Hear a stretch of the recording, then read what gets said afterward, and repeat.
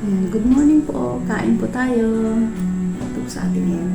Avocado, lettuce at saka cabbage na niluto ko sa egg. Ayan po, ibibilot ko lang po ito dito. Ganito na lang gagawin ko. Para kasali na yung ating lettuce dyan. Ayan. Para isang kainan na lang. Ibabalot natin ng ganyan. Ganun na lang.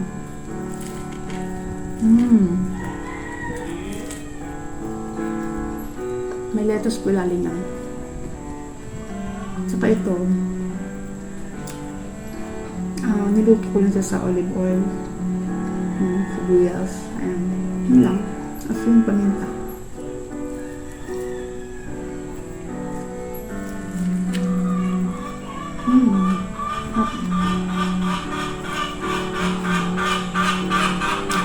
Yan tayo itong avocado.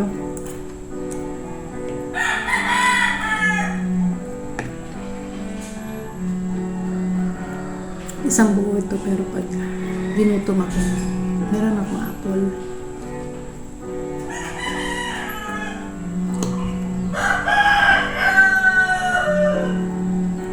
Bali sa 15 days ko, ayun, 3 kilo na bawas sa aking timbang.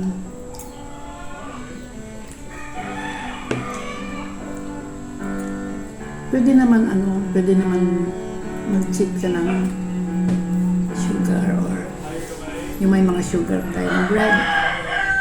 Dahil kahapon nakakain ako ng pizza pero isang slice lang. At least hindi mo kumakain ng kanin. Hindi ko lang kukunin sa mga mga side dish na mga pagkain makikita ko sa loob na ref. Yun na lang, ganun mga biscuit na may mga sugar, pwede na rin. Hindi naman totally zero sugar, di ba?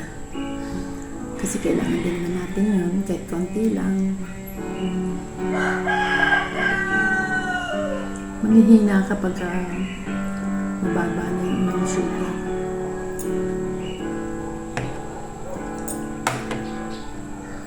Ito maya-maya, kain naman ako. Prutas lang dahil na apple. Maganda sa amin yung mga ibang prutas, kaya lang may mga kasi sila yung natural na sugar pero hindi pa rin siya kasali sa mga nag-low carb diet.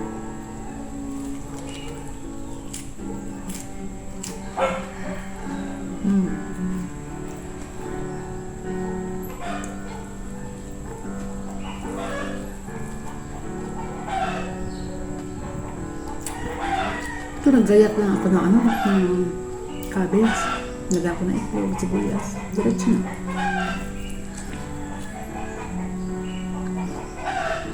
Hindi naman mahal ang mag-low carb diet. Mura pa nga diba? Kasi ito hindi na kailangan magkarne. Dapat ito may karne giniling. Hindi ka na magkakarne. Sa kape naman, hindi ka na sugar. Hindi ka na rin creamer, ganun lang. Tapos sa mga ganito, asin at saka asin paminta, hindi ka na magbe-betchin, hindi ka na maglalagay ng kung ano-ano pa, kagaya din sa mga karne. Ayun, piprito ka lang ng chicken breast, alisin mo yung mga balat. Ayun, pwede na yun. Sabi kasi nila, mahal daw mag-diet ng low carb. Hindi naman. Nagsabaw nga ako nakaraan ng upo, patola, ganyan. Bigyan ko ng malunggay, pritong isda. Pwede naman kumain isda, lalo yung mga tuna, ganyan. Tapos karne, pwede naman kumain karne. Kung hindi ka high sa cholesterol, pwede na. Pero kung ano lang din, moderation lang din ang pagkain. Kung meron kang mataas na cholesterol. Pero kung normal lang din naman, pwede naman, yung diet lang, pwede naman yun.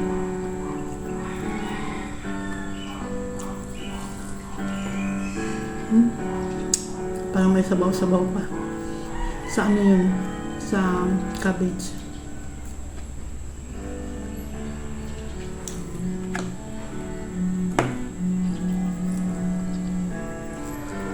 Ito siya, sa tingin mo ito, ano? Green pa, pero ano to? Hinog na. Ito yung tinatawag nila malagkit. Mura lang dito, 80 lang ang kilo. Pero siguro sa Maynila ito, mahal na. Sa ibang lugar. At saka hindi naman ako bibili sa ano, sa mga fruit stand. Talagang mahal sa fruit stand.